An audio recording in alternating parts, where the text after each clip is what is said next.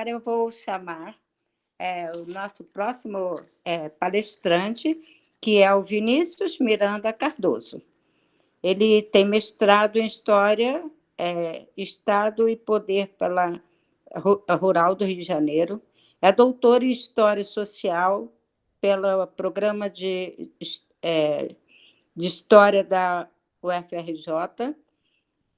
Ele tem experiência em História do Brasil Colonial e é autor de um livro que, inclusive, eu tenho e leio muito, que é chamado Cidade de São Sebastião, Poderes Locais e os Santos Padroeiros do Rio de Janeiro, o período de 1680 a 1760. Esse livro tirou em primeiro lugar e ele foi publicado pelo Arquivo Geral da cidade do Rio de Janeiro. Eu aconselho particularmente a todas as pessoas que gostam não de saber e conhecer documentos relativos a esse período, não só da cidade, como da historiografia iconográfica e São Sebastião, a obter esse livro, que para mim está sendo super importante. Então, isso aí por ser leitora, de vez em quando eu estou perguntando algumas coisas ao meu querido amigo Vinícius, e ele é um jovem pesquisador que tem muito a oferecer à nossa cidade e aos nossos padroeiros. Com a palavra, meu querido amigo Vinícius Cardoso. Obrigado. Prezada professora Marli, professora Márcia Valéria, professora Fátima Carazza, professora Elaine Guzmão, professor Rafael Azevedo, caros irmãos que nos assistem, boa tarde.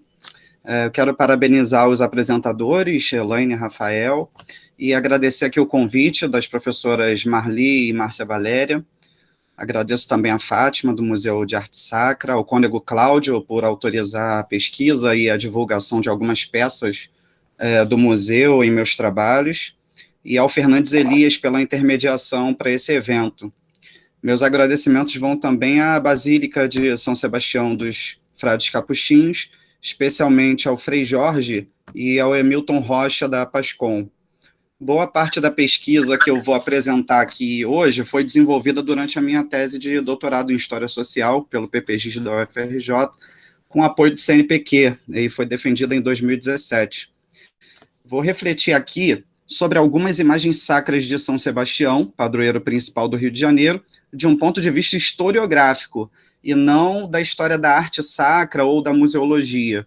Assim, minhas fontes principais serão documentais, geralmente manuscritos dos séculos 17 e 18, e não a escultura ou a pintura. Eu vou dividir a minha fala em dois momentos, tá? Primeiro, eu vou trazer algumas implicações do conceito de padroeiro principal. Assim, o interesse é observar como o padroeiro principal e titular da cidade e diocese, né, hoje a arquidiocese, se afirmou sobre padroeiros secundários. Quer dizer, outros santos que foram associados à proteção da cidade, como São Januário ou Santana, ou Santo Antônio, sempre tendo por horizonte o período entre a metade do século XVI e a metade do século XVIII. Depois vou destacar as menções a imagens sacras de São Sebastião na documentação manuscrita do período, refletindo sobre elas a partir de suas nuances políticas, sociais e institucionais. Não são muitas as menções. Também nessa parte da apresentação, falaremos de algumas peças de escultura do Santo Flechado referentes àquele período e preservadas aqui no Rio de Janeiro, quase todas já bem conhecidas. Por uma questão de recorte, eu não vou falar sobre aspectos históricos ou teológicos referentes à arte sacra e às imagens de escultura ou pintadas, né? Correndo o risco de ser um pouco superficial, eu também não vou falar sobre a iconografia, nem sobre a hagiografia ou o culto a São Sebastião, que acredito que todos conheçam aqui relativamente bem. Eu vou me concentrar em alguns aspectos conceituais do santo patrono e especialmente no conflito entre os poderes da cidade do Rio de Janeiro em torno de uma imagem específica da antiga matriz e catedral do Morro do Castelo, o que denominarei aqui por hora de querela da imagem grande. Tá? Eu vou compartilhar a tela aqui, demora um pouquinho para aparecer para vocês, então peço aí uma paciência. E se não ficar em tela cheia, eu peço que me avisem, por favor. Tá? Mas acredito que vai aparecer aí.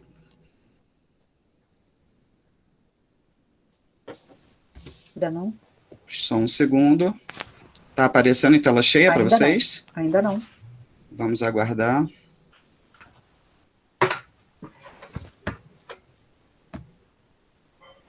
Tela cheia? Não. Você pode clicar ali embaixo, próximo àquela régua, mais para a direita. Você precisa fazer aqui, a apresentação do slide, isso. Isso, é que eu tinha apertado o F5, geralmente o F5, o F5 geralmente funciona, dessa vez não foi. Bom, vamos lá. Então, primeiro, eu vou falar aqui sobre o que é o santo patrono, né? O termo patrono, ele, no mundo greco-romano, ele tinha uma clara implicação social e especialmente jurídica, né? O patrono era aquele que protegia, né, geralmente alguém de uma posição social mais elevada e que protegia alguém numa situação inferior socialmente, né? Então, o patrono, né, geralmente era algum patrício, alguém da elite, e o cliente, né, que era o seu subordinado nessa relação, era aquele que vinha muitas vezes egresso da escravidão ou era de camadas socialmente pobres ou desprivilegiadas. Tá? E aí no trabalho da professora Alba Maria Orselli, né, que foi professora da Universidade de Bolonha, sobre o conceito e a ideia de o santo patrono citadino, né, na patrística e no início da teologia lá da Alta Idade Média, né, traz para a gente que esse conceito do patrono que vinha da sociedade civil foi um parâmetro para pensar as relações entre os santos, enquanto seres, né, enfim, da corte celeste, para com os seus fiéis, os seus devotos, né? Mas não só numa perspectiva individual, e sim, ou tanto quanto, numa perspectiva também que ligava o santo patrono a uma cidade ou diocese como um todo, tá bom? Então, nós temos ali santo patrono citadino, que é o conceito usado pela professora Alborselli, para se referir a uma categoria específica da literatura cristã do período, né, da Alta Idade Média, que depois foi se mantendo e também se transformando, né, e que foi uma ideia desenvolvida, entre outros, por Santo Ambrósio, Paulino de Nola e Prudêncio, né, e que, enfim, nos fala sobre os santos e sua relação com as cidades. A cidade praticamente se confundia com a diocese, né? Num primeiro momento, os séculos 4 e 5 são os santos apóstolos e mártires, né? O exemplo mais paradigmático de todos é dos santos Gervásio e Protásio, né? Mártires da cidade de Milão, né? E que foram, enfim, promovidos a patronos citadinos por Santo Ambrósio. E nos séculos VI a VII, né, nós temos a promoção de santos bispos, né? Então já começa uma nova tipologia de santo patrono citadino, né? O exemplo que a professora Alba Orselli destaca, né, é o de São Martinho, tá? Enfim, a característica principal do santo patrono citadino nesses escritos, enfim, nessa teologia da época, era de que o santo patrono citadino velava, sim, pelas almas dos seus devotos individualmente, mas também pelo corpo da cidade e da diocese, tendo características nessa invocação jurídicas e políticas, tá? Então, esse é um conceito, quando a gente fala em santo patrono citadino, eu vou estar me referindo a isso. Outro conceito que vale a pena a gente tratar aqui é o conceito de padroeiro, mas à luz da ideia ou nomenclatura do titular, tá? Nós tendemos a considerar hoje, né, padroeiro e titular, orago, como sinônimos, mas existia uma certa diferença, né, mais ou menos sutil, que já gerou muita polêmica e alguns conflitos, por exemplo, na arquidiocese ou melhor, na diocese arquidiocese, perdão, de Salvador, já era arquidiocese no século XVIII, tá? Se possível, eu volto a esse exemplo daqui a uns momentos, mas vamos buscar aqui definir, né, qual seria a diferença entre santo padroeiro ou patrono, né, e o santo titular, tá? Então, assim, isso já foi tratado anteriormente, claro, né, não foi o que descobri. O Monsenhor Aquino, Cônego Aquino, que escreveu aí nos anos 40, 50, já tratou disso, né? Esse é um tema bastante caro à cidade e arquidiocese de Salvador, por causa dos conflitos que já aconteceram, né? Mas aí eu trago para vocês a definição do Rafael Blutot, que foi, enfim, um dicionarista do século XVIII, né? E que traz lá no verbete patrão, né? Então, a variante aí da palavra patrono, né?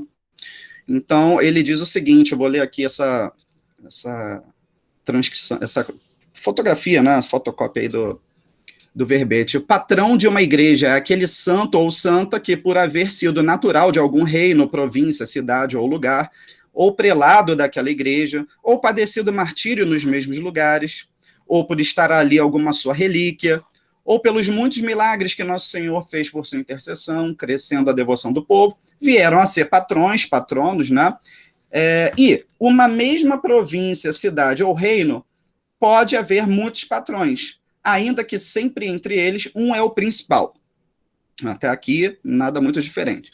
E bem pode haver um mesmo santo, bem pode um mesmo santo ser patrão e titular juntamente, porque o titular é o santo a quem a igreja foi dedicada primeiramente. E não implica que ao mesmo santo que é patrono, fosse dedicada em primeiro lugar à igreja.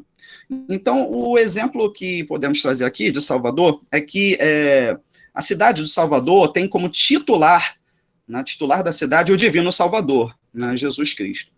E enquanto que o patrono oficializado em Salvador desde 1686 é São Francisco Xavier.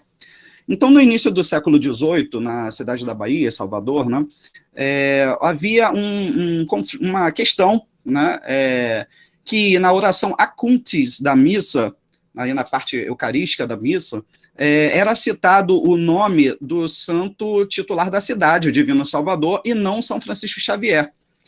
Então, o arcebispo da época, Dom Botelho de Matos, enviou uma questão a Roma, né, para saber aí como agir nessa situação. Infelizmente, a gente não tem tempo para, enfim, debater muito isso, mas só para apontar, assim, que essa diferença entre patrono, né, o padroeiro e o titular, tá, ela, enfim, é uma diferença que, em alguns contextos, pode ser muito sensível, tá bom?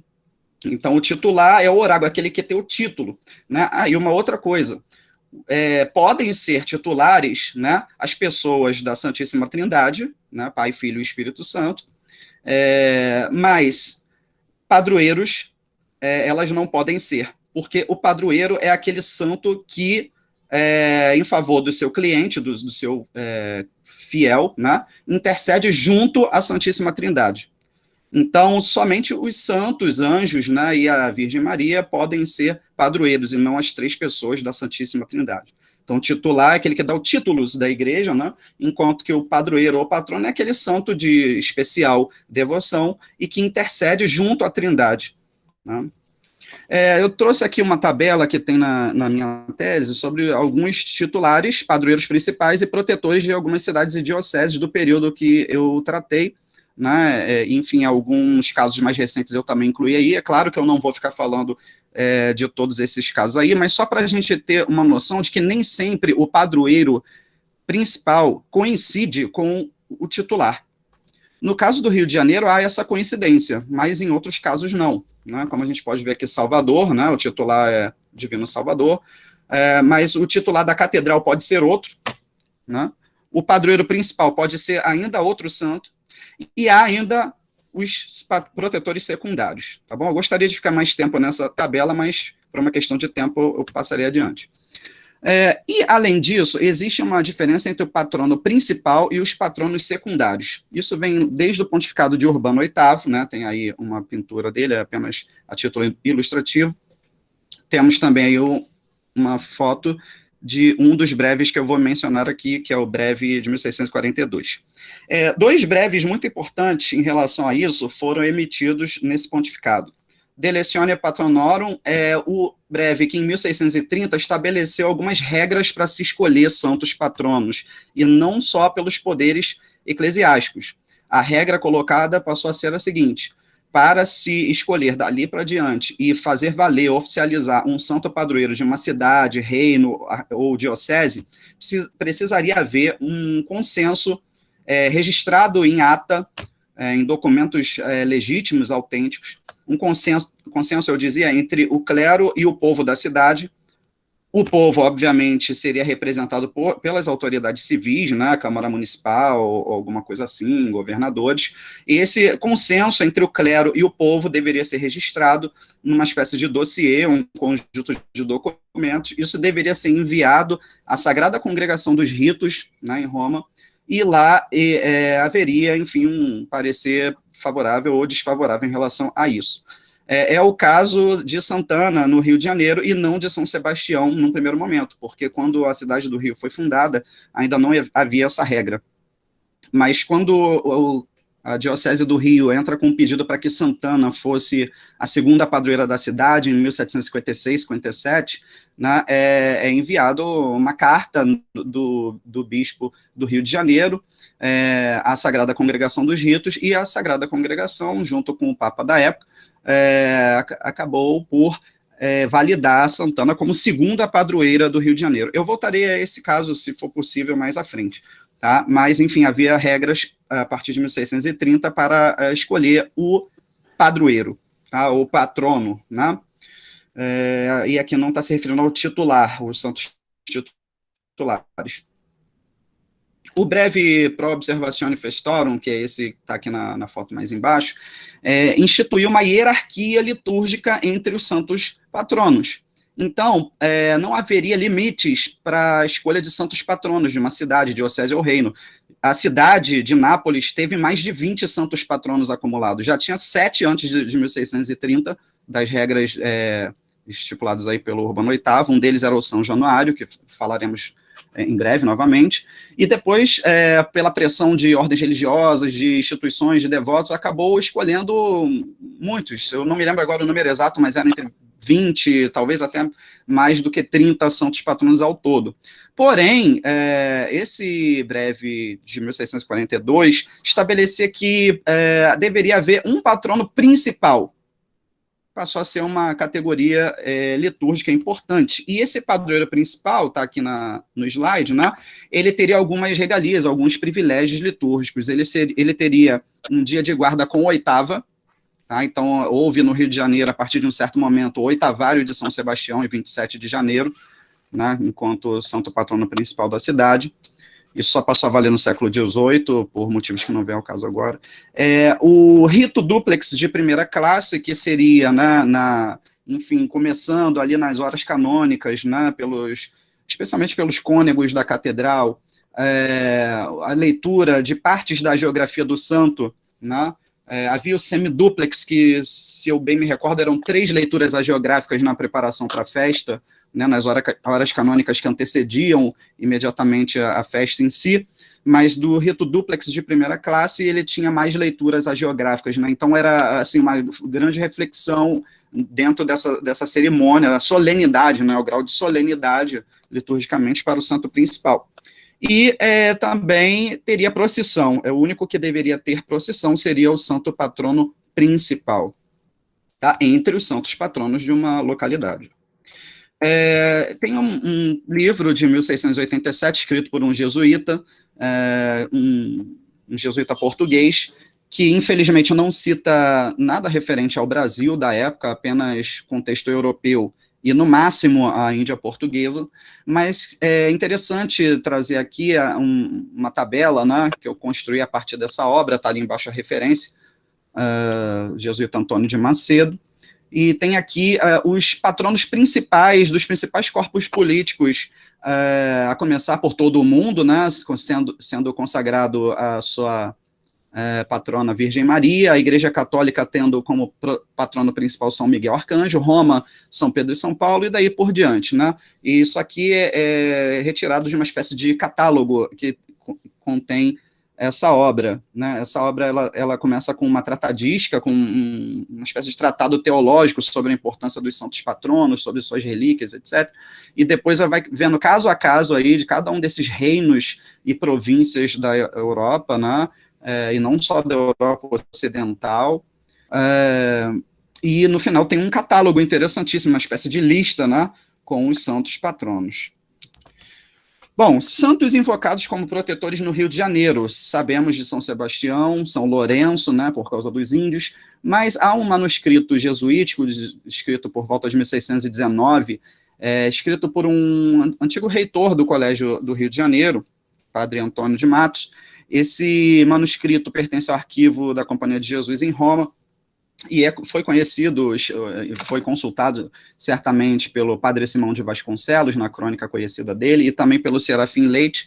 É um manuscrito, enfim, do qual consegui uma cópia, e ele menciona que nesse trecho que está representado aqui, né, com a transcrição, que além de São Sebastião, tá certo que não foi escrito no calor das batalhas da fundação do Rio de Janeiro, e sim alguns tempos depois, né, em 1619, mas a memória que se guardou das batalhas da fundação do Rio de Janeiro indicava não só São Sebastião como aquele santo invocado pelo exército que lutou contra franceses e tamoios, mas também São Miguel, São Jerônimo, São Francisco, a Virgem Maria, né, que na citação em latim começa, inclusive, com ela, sem alguma invocação específica, né, enfim, e eu acrescentei o São Lourenço aqui embaixo, porque é um caso bem conhecido, né, que não é mencionado aí nesse trecho, mas sabemos que, enfim, só basta lembrar do Auto de São Lourenço, escrito por José de Anchieta, né, que o inclui como colega de São Sebastião na proteção da cidade, e dos índios que ajudaram os índios temiminóis, né, que ajudaram a construir a cidade. Enfim, eu não quero me deter muito nisso, mas só para, enfim, essa primeira parte, né, a respeito dos santos patronos, e agora vindo ao Rio de Janeiro. Então, nas guerras da fundação, século XVI, pelo menos o que se pode extrair desse manuscrito, que é o Historia Collegii Fluminis Januari, temos aí a menção a esses outros santos, né, como santos invocados num primeiro momento, né, embora não houvesse ainda a ordem franciscana instalada aqui, e basicamente só os jesuítas estavam nesse momento, mas São Francisco era um deles, né, assim como São Jerônimo, enfim, por motivos que eu desconheço. Nos séculos XVII e XVIII, temos alguns outros santos que foram também, em determinados contextos, associados a uma proteção da cidade, mais explicitamente ou menos explicitamente. Nossa Senhora da Cabeça foi uma imagem, né, trazida pela família de Sá, né, Martim Corrêa de Sá, que levou a matriz do Rio de Janeiro, né, que era então chamada de Sé Matriz, né, não era tecnicamente uma catedral, mas já era chamada de Sé Matriz, porque havia prelazia, né, um prelado administrador no Rio de Janeiro, um quase bispo, né, e era uma das imagens dos altares laterais da recém-criada Catedral do Rio de Janeiro em 1687, numa visita pastoral, já se tem essa informação, mas possivelmente antes ela já estava lá na matriz, né? Não bem associada à proteção da cidade, mas de uma família que, enfim, foi bastante influente, né? Basta lembrar os Correios de Sá. São Miguel, um pouco mais, eu coloquei, perdão, algumas interrogações aí, porque esses dois primeiros casos não são bem uma proteção assim explícita da cidade, né? Mas, enfim, voltando ao São Miguel, ele tinha, enfim, né? Enfim, o Rafael já salientou a importância do São Miguel num contexto aí, enfim, escatológico, em contexto das almas, enfim, né? Sabemos disso. Mas São Miguel foi, além de ter um altar lateral na década já de 1680, talvez antes, na matriz do Rio de Janeiro, que viria a ser a catedral, né, e foi a partir de então, ele, antes disso, em 1648, foi invocado por Salvador Correia de Sá e Benevides na assim chamada Reconquista de Angola contra os holandeses, a expedição dos negreiros que zarpou do Rio de Janeiro para retomar as fontes do comércio negreiro do outro lado do Atlântico, teria se encomendado a São Miguel e com o apoio de alguns jesuítas, entre eles o padre João de Almeida, né, que para Simão de Vasconcelos era um dos sucessores de Anchieta, né, um candidato a santo também, né. Mas, agora, um pouco mais explicitamente, São Januário, Santo Antônio e Santana foram, no século XVIII, associados explicitamente a uma proteção da cidade. São Januário, talvez até antes disso, é algo que ainda estou investigando melhor, encontrei algumas informações recentemente, de que o último prelado administrador do Rio de Janeiro, e que acabou sendo o primeiro deão da catedral, num primeiro momento, quando foi criado o cabido, esse Francisco da Silveira Dias, era filho de um homem da elite da cidade, talvez até um engenheiro, que construiu, ou ajudou a construir a fortaleza, ou fortim de São Januário, que era uma parte destacada da fortaleza de São Sebastião, e que protegia justamente a matriz e sé do Rio de Janeiro, o fortim ou baluarte de São Januário, isso ainda no século XVII. E possivelmente já tínhamos no altar-mor da Catedral do Castelo algum painel de São Januário do início do século XVIII. Tá? Voltarei a esse tema daqui a pouco, mas São Januário, por causa da relação entre o nome Rio de Janeiro, né, e o nome do santo, já batizava, inclusive, uma parte do Morro do Castelo. A parte em que ficava a matriz era chamada de Morro de São Januário. Não era o morro todo que era chamado assim, e sim uma parte do morro, que era justamente onde ficava a matriz e catedral, né, de São Sebastião. E em 1710, com a invasão de Duclerc, o corsário francês, a vitória se deu no dia de São Januário, em 19 de setembro de 1710. Então, o bispo da época, Dom Francisco de São Jerônimo, criou um feriado de São Januário só para a cidade do Rio de Janeiro, não para todo o bispado, que era imenso na época, né? Abrangia praticamente todo o centro-sul do país. Então, esse feriado de São Januário, ele deveria ter uma procissão anual. Porém, no ano seguinte, os franceses retornaram ao Cu de Guaituã, né, e, enfim, aquela desgraça que a gente já sabe, sequestrar a cidade, né, e provavelmente aí malogrou o feriado a São Januário. Eu não encontrei menções à realização das procissões anuais, mas se manteve como um dia de guarda na cidade até 1811, quando foi dispensado. Tá? Então, por esse motivo, eu considero o São Januário como um dos santos protetores do Rio de Janeiro, inclusive com chancela episcopal no século XVIII. Santo Antônio, isso é bem conhecido, né?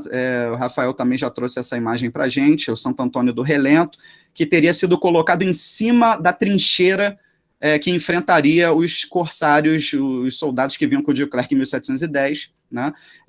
Enfim, essa história é bem conhecida, a patente dele de capitão, né?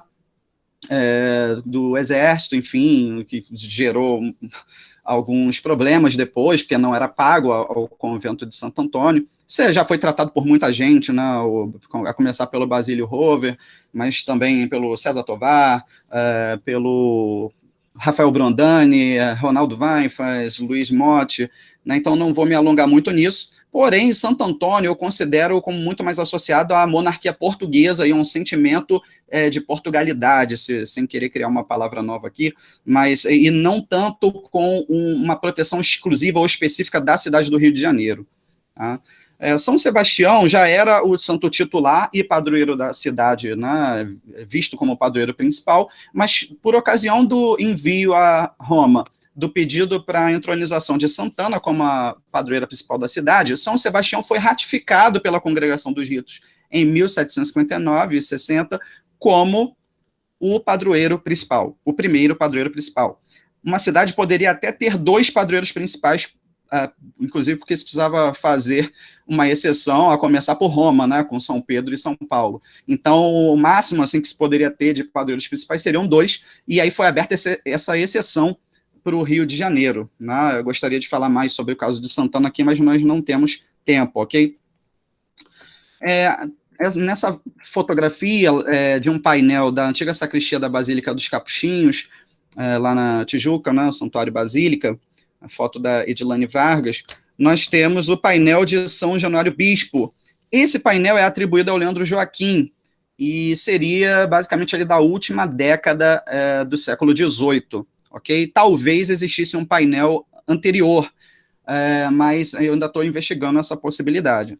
Agora, esse aí, ele está até hoje lá, né, e já foi danificado e depois consertado.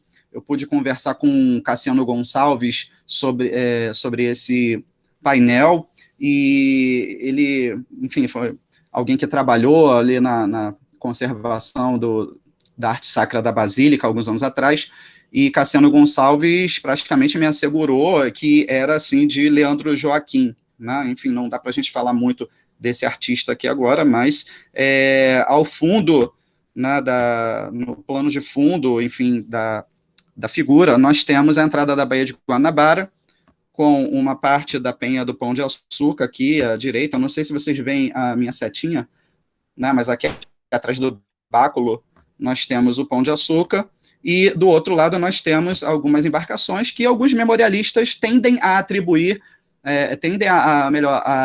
a identificar como sendo as embarcações do Duclerc, né, dos franceses. Eu tenho as minhas dúvidas, eu imagino que possa simplesmente representar o trânsito de navios na Baía de Guanabara, mas, enfim, é uma possibilidade, né, enfim, não consigo identificar nenhuma bandeira francesa ali, então pode ser que seja apenas uma menção ao trânsito de navios.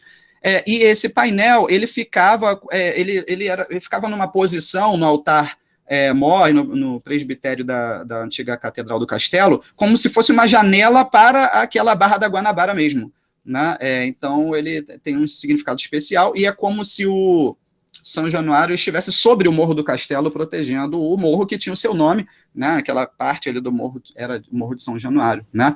Ele está aí como um colosso de Rhodes, né? Segundo o Frei Cassiano Gonçalves, né? Enfim, representando aí talvez a proteção do morro e quem sabe da cidade.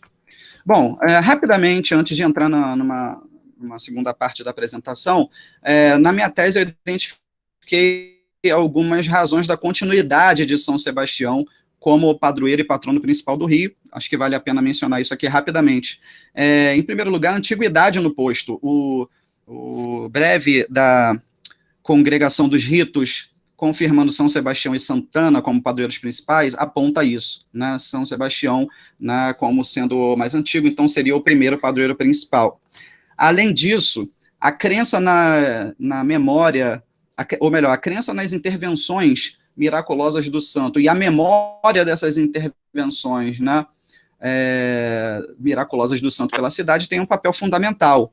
E essa proteção não era só contra os franceses lá da fundação, né, franceses e tamoios, mas também foi ressignificada e atualizada na invasão do Duclerc em 1710, né, quando a cidade festejou a primeira vitória. Houve uma procissão com imagens de São Sebastião e até uma menção a uma possível segunda aparição, que eu só encontrei em um documento e parece, enfim, não ter tido muita difusão. Tá? Então, junto com São Januário, em 1710, Santo Antônio e São Sebastião foram bastante celebrados, né? São Sebastião teria, inclusive, recebido uma patente de capitão, mas eu não encontrei registro disso, tá? E foi invocado para a proteção das praias da cidade. E o apoio dos poderes seculares em momentos-chave, né, em que o culto a São Sebastião como padroeiro principal parecesse ameaçado de alguma forma, né, foi também sine qua non.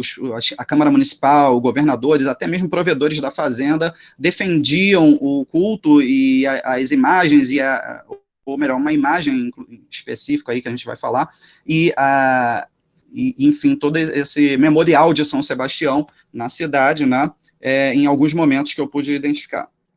Bom, agora eu vou falar um pouco sobre algumas imagens de São Sebastião que eu encontrei mencionadas em documentação manuscrita. A primeira que eu gostaria de chamar a atenção seria uma imagem entre 12 de estátuas de santos que haviam no colégio jesuítico. E no manuscrito da história do colégio, a que eu me referi poucos minutos atrás, nós temos duas listas, uma de relicários e uma de imagens que chegaram de Portugal, mas que ainda não tinham relíquias. Então, aqui é retirado do Serafim Leite, mas também aí você pode perceber que o próprio Serafim colheu essa informação nesse fólio aí, 34, do manuscrito mencionado. Então ele diz, dentro do colégio construiu-se também a capela doméstica, onde se colocou um relicário. Povoaram-no 12 estátuas de santos, tendo cada qual, incrustada no peito, uma caixinha de cristal com a respectiva relíquia. E aí, na nota 3, ele diz quais eram, né? Aí a gente vê que ele pegou aqui nessa lista do manuscrito, do Antônio de Matos. Podemos reparar que quase todos desses santos eram santos militares, ou de algum carisma militar, né? Nós temos São Demétrio, que, enfim, no Oriente era bastante, enfim, invocado, seria como um santo militar, né? Foi um santo militar.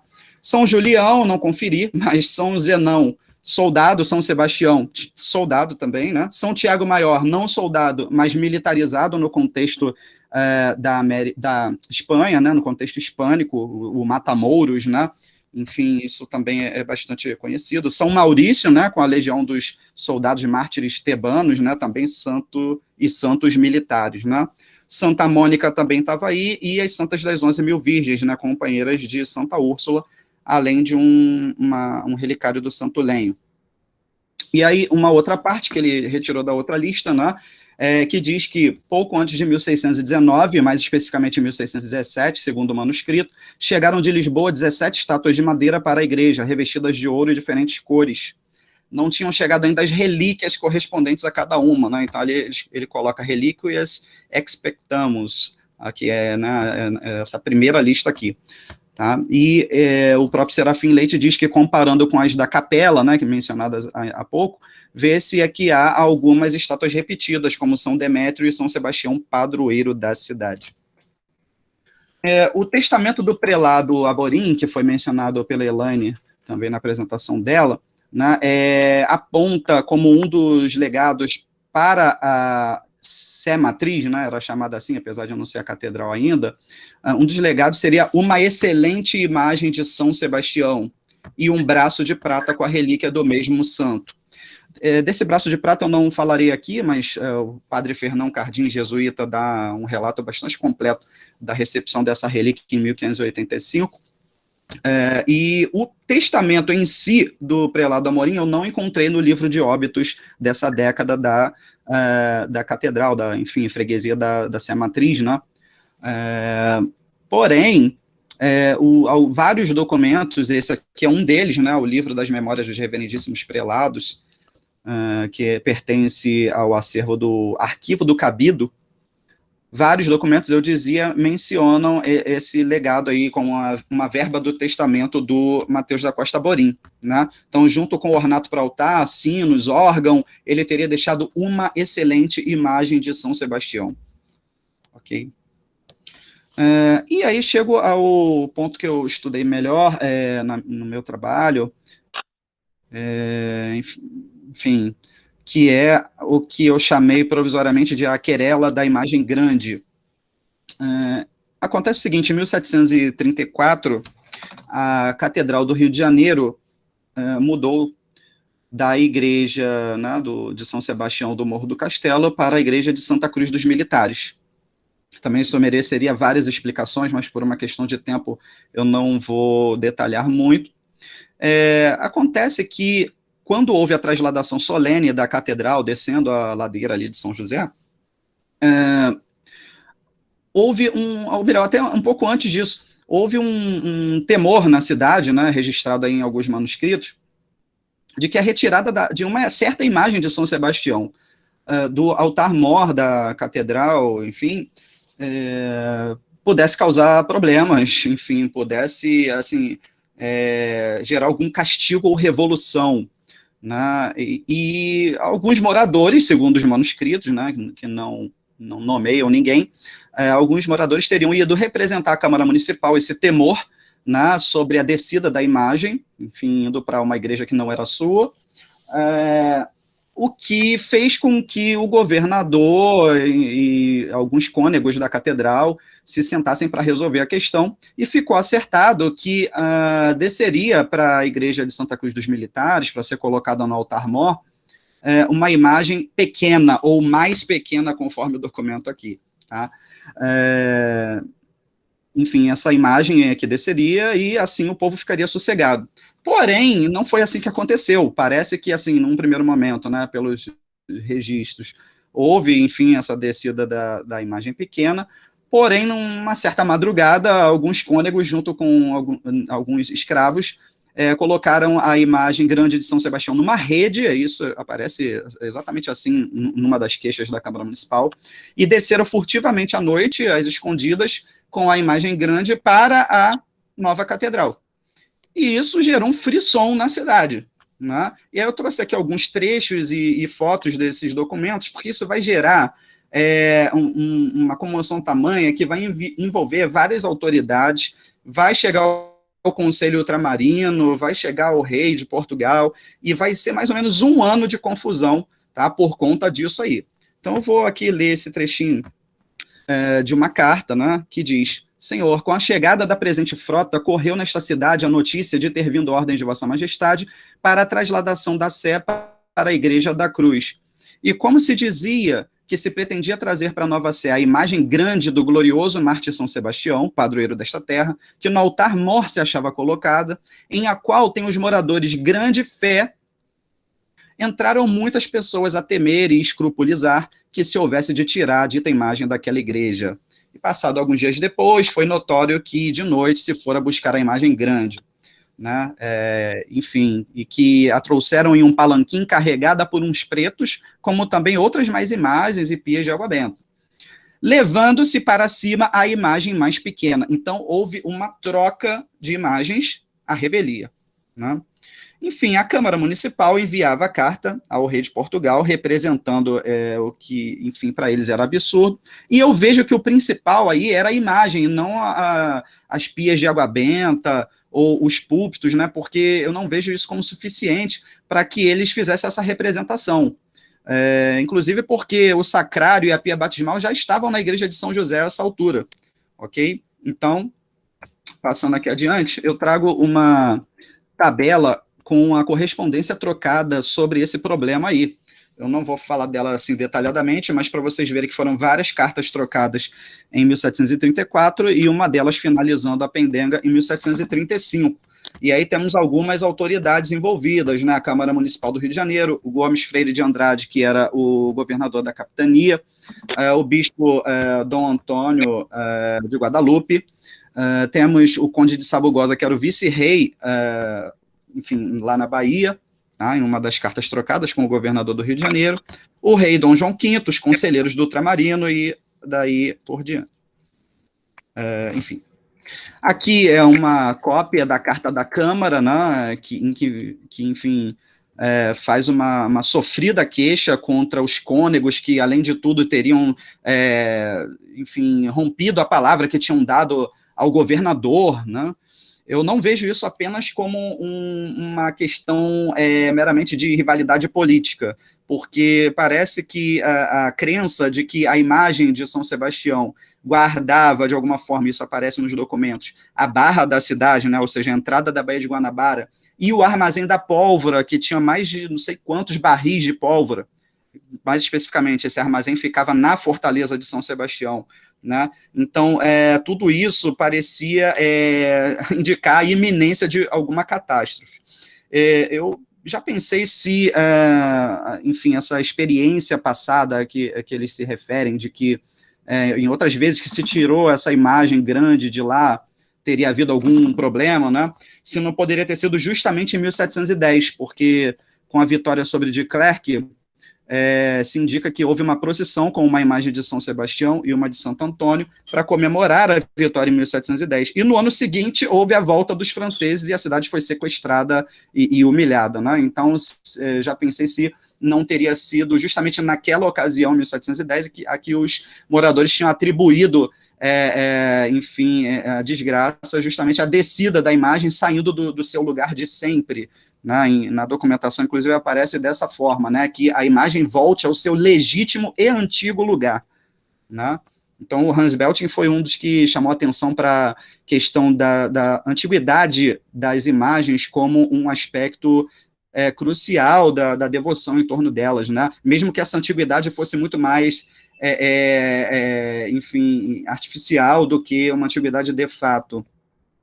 Aqui temos algumas outras cartas relativas a esse problema, né? Aqui são as cartas envolvendo o governador Gomes Freire de Andrade. Aqui é a resolução do Conselho Ultramarino e do Rei, que resolveram o seguinte: aliás, antes da resolução de fato, os conselheiros lá em Portugal chegaram ou uma parte deles, pelo menos, chegou a aventar a hipótese de que os 3 cônegos fossem a Lisboa dar satisfação sobre isso, e principalmente por terem rompido com o governador e feito aquilo tudo, né, às escondidas. Mas aí entrou alguém um pouco mais, enfim, benevolente, e parece que convenceu o rei de que não era necessário esses cônegos irem a Portugal, que bastava que o bispo da cidade estranhasse aos cônegos terem feito dessa forma, e foi assim que foi enviado em carta ao bispo e ao governador, né? E também a Câmara Municipal, salomonicamente, foi repreendida, porque não teria nenhum direito de implicar com a mudança das pias de água benta, imagens e outros bens que fossem da diocese, ou enfim, da catedral, né?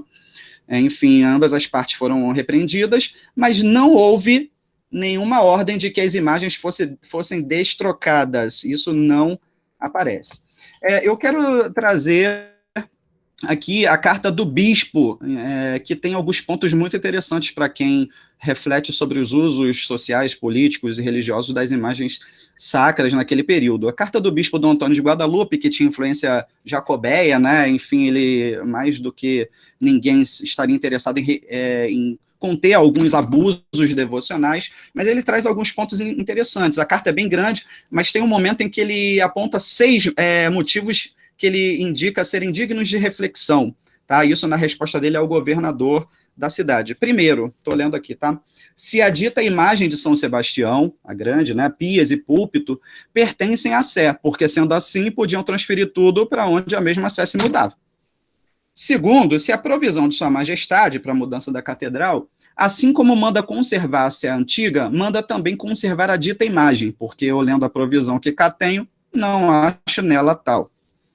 Terceiro, se a imagem sobredita, assim como tem mais formosura, tem também mais virtude para guardar a barra e armazém da pólvora do que a imagem pequena, porque parece que ainda que aquela fosse feita de pau santo, basicamente qualquer madeira nobre, né, envolvida na confecção de imagens, mas o Rafael Blutot menciona especificamente o jacarandá, né, então, enfim, isso aí está em aberto, mas ainda que fosse feita de pau santo, não tinha em si esta maior virtude, essa é a visão do bispo. Outros 3 pontos. Quarto, se parece melhor e mais decente que uma imagem tão formosa esteja colocada onde tenha menos veneração e menos culto. Quinto, se é afeitada a representação do escândalo e desconsolações do povo, encarecido tudo pelos oficiais da Câmara, porque ouço dizer a muitas pessoas que o mesmo povo está sumamente gostoso de a dita imagem estar hoje onde a vejam e visitem, e venerem todos os dias, e, consequentemente, se fará mais escandaloso ou voltar para o lugar antigo. Ultimamente, se os oficiais da Câmara têm direito a estas suas representações, ou se lhes toca à disposição da igreja, e se a Sé antiga e seus móveis ficam sendo bens do Conselho Municipal, né, para que se intrometam na sua disposição. Tá? Aqui tem uma cópia da resolução de Sua Majestade, né, da carta ao bispo, né, pedindo para que estranhasse aos cônegos o que fizeram, mas nada além disso. Isso foi registrado no livro do tombo do cabido da catedral, tá, no fólio 22, verso. E logo depois do problema, né, ainda antes da resolução régia, o Gomes Freire de Andrade, o governador, mandou um engenheiro até a Sé Velha para certificar da situação lá da catedral, né, inclusive assim, porque um dos motivos alegados para a mudança é de que o morro do castelo, né, ou de São Januário, estava praticamente despovoado, que a matriz estava em ruínas, e aí, enfim, não posso me alongar muito aqui, mas o que eu quero indicar é que o engenheiro diz, aqui, eu não sei se vocês veem a minha setinha aqui no meio, mais ou menos aqui no segundo parágrafo, aqui, terceira linha, está dizendo que estava no altar-mor uma imagem, uma outra imagem mais pequena, né, o termo aí que eles estão usando, né. Então, realmente, a tal da imagem grande não voltou para lá, pelo menos nesse primeiro momento, né. Agora, eu vou trazer aqui, nessa parte final, algumas imagens de São Sebastião. Até aqui eu vinha falando das imagens na documentação manuscrita, mas sem a preocupação de relacionar com a imagem A ou B ou C que a gente tenha, né? Então eu vou trazer aqui também, sem que esteja atrelada à análise que eu fiz anteriormente, mas vou trazer algumas imagens que nós temos fora dos documentos e que são atribuídas à cidade do Rio de Janeiro, ou enfim, terem pertencido à cidade, enfim, nos séculos XVI, XVII e XVIII. Bom, sobre essa aqui, né, que também o Rafael já nos mostrou, né, não temos nem muito o que acrescentar. Eu fiz uma entrevista com a Graça Costa, que, junto com Cassiano Gonçalves, comandou a restauração dessa imagem em 2015. Eles não puderam me ceder nenhum material escrito na época, né, porque ainda estava em fase de elaboração, mas eu vou trazer apenas alguns detalhes que me foram passados por eles, né. Essa imagem, ela passou por 11 repinturas ao longo da sua história, e a segunda camada era rococó do século XVIII, e depois foi, enfim, sendo repintado. E um detalhe também muito interessante que me disseram é que havia um desgaste dos pés, né, o que remonta à devoção dos fiéis de tocarem os pés da imagem, né, do caso paradigmático é a imagem de São Pedro no Vaticano, né, que tem os pés desgastadíssimos, né, enfim, esse é o chamado São Sebastião histórico em madeira, né, cuja análise, enfim, laboratorial indicou ser muito, muito provavelmente, né, do século XVI, e com muita possibilidade, enfim, dizem os restauradores, de que tenha vindo realmente com Estácio de Sá, ou nos primeiros momentos da cidade, né, sendo do estilo do Renascimento germânico, ou próximo a esse estilo, né. Enfim, essa foto é do Hamilton Rocha, a quem eu agradeço muito aí a sessão. E no museu da Dona Marli, o museu da Dona Marli, de todos nós, Museu Arquidiocesano de Arte Sacra da Catedral, nós temos esse São Sebastião, né, eu trouxe aqui a ficha dele, com atribuição datando do século XVIII, né, enfim, eu não sou especialista em arte sacra, vocês já devem ter percebido, mas nas minhas consultas à Dona Marli, que são frequentes, né, ela me indicou que ele certamente é do século XVIII, por ter duas características principais, os olhos de vidro, né, que eu trouxe aqui um detalhe, né, enfim, acerca disso, e também o perizônio, que é característico desse tempo, né. E na ficha não indica com muito detalhe a procedência, só diz que era da antiga Catedral de São Sebastião. Mas ela estava no Morro do Castelo? Bom, sabemos que uma boa parte do acervo do museu veio das peças que estavam na antiga Sé do Carmo, né?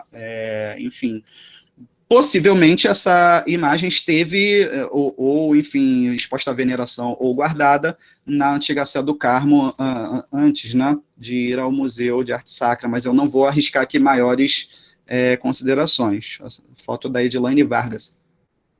E essa também. E eu trouxe aqui uma imagem que talvez vocês conheçam e saibam até melhor dela do que eu, principalmente aqueles que lidam com a Baixada. Eu não incorporei essa análise na minha tese, porque eu circunscrevi a minha tese, meu trabalho, à cidade do Rio de Janeiro. Mas eu tenho conhecimento dela desde a época do mestrado, quando o Nelson Aranha, que foi, enfim, meu colega de mestrado da região da Baixada e também foi, enfim, trabalhou na Cúria de Nova Iguaçu, se eu não me engano, ele me deu notícia dessa imagem já naquela época, que foi encontrada, enfim, em alguma igreja, perdão, não vou saber dizer em qual agora, nem em maiores detalhes dessa imagem, mas traz um São Sebastião com características indígenas, né? Enfim, que seria do século XVII. Quase certeza de que vi essa imagem na exposição dos que houve em 2015 no Museu de Arte do Rio, entre outras peças, né? Enfim, eu já perguntei à professora Marli se ela concordava a respeito desse São Sebastião do Mar, se não teria também algum aspecto, assim, indígena, quem sabe, né? Claro que mereceria uma restauração aí essa imagem, né? Mas, enfim, seria possível dizer, né, aqueles que entendem mais dos estilos da arte sacra, seria possível dizer que também este aqui, que foi da catedral, teria também algum aspecto indígena, quem sabe? Bom, não sei, deixo a pergunta, né? E por último, mas não menos importante, há um São Sebastião que, se eu não me engano, está na reserva técnica, enfim, ou estava, do MAS, né, também do Museu da Catedral, e eu trouxe aqui o texto em homenagem a Marli, né, escrito por ela, que nos apresenta esse São Sebastião do século XVII, porém não temos muita informação, dona Marli me corrija se eu estiver errado, sobre a procedência dessa imagem, né? Se eu não estiver enganado agora, parece que foi Monsenhor Develar que conseguiu para o acervo, enfim, dona Marli poderá dizer mais sobre ela, né? Então traz para a gente um santo guerreiro muito jovem, quase um menino, segundo a professora Marli, né? Com inocência no olhar, cabelos anelados, uma figura masculina de pé, rosto imberbe, cabelos ondulados, braço direito flexionado para o alto, mão atada por uma corda e um tronco de árvore, braço esquerdo flexionado para baixo, mão aberta atada ao tronco, perna esquerda flexionada à frente, perizônio curto, 4 flechas em madeira perfuram seu corpo, traz ainda uma larga fita vermelha em banda terminada em laço, seria a representação da comenda da Ordem de Cristo, pois São Sebastião era um militar que se converteu ao cristianismo. E mais do que isso, na catedral ou melhor, recomeçando a frase, o Monsenhor Pizarro, nas suas Memórias Históricas, volume 6, indica que algum cônego ou algum membro do cabido do Rio de Janeiro conseguiu, para a imagem de São Sebastião no século XVIII, a Gran Cruz da Ordem de Cristo, com diamantes. Essa questão eu não coloquei muito na minha tese de doutorado, enfim, porque eu também não encontrei muita informação além disso, mas fora as patentes que ele que possa ter alcançado na cidade, também não há muito registro, né? Ele teria a Cruz da Ordem de Cristo, né? Enfim, algo aqui para a gente pensar, né? Enfim, eu deixo aqui o meu contato e quero apenas ler aqui uma finalização com algumas considerações finais, se vocês me permitem, só mais 2 minutos, né? A primeira consideração que eu queria fazer é de que não havia muitas capelas com São Sebastião como Orago até o século XVIII na cidade do Rio de Janeiro, nem muitas imagens do santo em altares laterais, nem nos conventos ou no mosteiro de São Bento, nem nas capelas de engenhos. Talvez com uma ou outra exceção precisaria consultar lá os inventários do Pizarro, mas são pouquíssimas. Podemos pensar, pelo menos para a cidade, né? Podemos pensar que houve na cidade e no que era então a diocese do Rio até o século XVIII, uma especialização de São Sebastião como patrono citadino e principal dos poderes da cidade, coletivamente. O conceito de popularidade, então, poderia ser discutível. O santo popular é aquele que tem mais imagens em mais altares. Nós devemos considerar a quantidade dessas imagens para determinar a popularidade de um santo. O santo padroeiro principal, ele é o mais popular necessariamente. Então, eu proponho, mais do que a ideia da popularidade nos meus trabalhos, enfim, claro que isso tudo está aberto à discussão, a ideia da providencialidade do santo para a ocasião, para o uso, né, institucional ou devocional que dele tenha, né? Os santos não populares também são altamente dignos de serem estudados, e às vezes eles dizem muito sobre aquela sociedade, né? Então, muitas vezes se coloca a categoria da popularidade quase como uma premissa ou uma justificativa para se estudar a arte sacra, e eu proponho, pelo menos na questão que se refere a São Sebastião, os padroeiros do Rio de Janeiro, que não que se abandone essa categoria, mas que se veja também a questão da providencialidade, né? Essa palavra, inclusive, é uma palavra adicionalizada. Agora, uma última consideração. Já o caso da querela das imagens de São Sebastião na mudança da Sé, ela nos interessa por duas razões. Em primeiro lugar, porque demonstra a intromissão dos poderes não eclesiásticos, a coroa, o governador e a Câmara, na gestão dos bens materiais e imateriais da cidade, abrigados e representados na igreja principal, a catedral, impondo uma gestão, de certo modo, compartilhada daquele espaço, ainda que a contragosto para os eclesiásticos. O que levava não só a conflitos, mas também a entendimentos, como era típico dos sistemas de cristandade, que tendiam a legitimar o poder temporal e o poder espiritual mutuamente. A tópica do padroado real, na qual se baseiam as autoridades civis para se imporem ante os religiosos, especialmente os camaristas, é, portanto, um elemento crucial. As prerrogativas da governança secular, ao invés de perderem força, se mantinham ainda mais vivas, configurando um certo jurisdicionalismo que disputa terreno com o poder clerical. Em segundo lugar, mas não menos importante, ainda sobre a querela da imagem grande, destaca-se a relevância que certas imagens de culto adquiriram em espaços sacros, como o altar-mor de uma catedral, locus no qual diversos poderes institucionais e suas representações se entrecruzavam, de modo muito particular no período do padroado e do antigo regime. Embora a concepção teológica erudita do bispo Dom Antônio de Guadalupe e talvez dos seus cônegos propusesse não haver distinção entre as imagens para além da estética, o tamanho e a formosura, a representação da Câmara vinculava uma efígie específica à proteção da cidade e à sua tradição. Trata-se do dilema entre a crença no poder das imagens e as limitações impostas pelas concepções teológicas. Aqui eu estou citando o Hans Belting. De todo modo, como assinala Belting, a memória que uma imagem evoca se refere tanto à sua própria história quanto àquela de seu lugar. Nesse sentido, imagem e memória se tornam um aspecto da história oficial. Se hoje as imagens de São Sebastião não nos parecem ter o poder de guardar a barra, o castelo e a cidade, o castelo que nem existe mais, né? Nem por isso elas se ausentaram da história ou da memória do Rio de Janeiro. E disso dão testemunho as diversas imagens monumentos do Santo Flechado presentes em espaços públicos e religiosos da cidade. Ou a restauração da imagem histórica pelos capuchinhos, em 2015. Ou ainda as vozes silenciosas nos manuscritos setecentistas, né?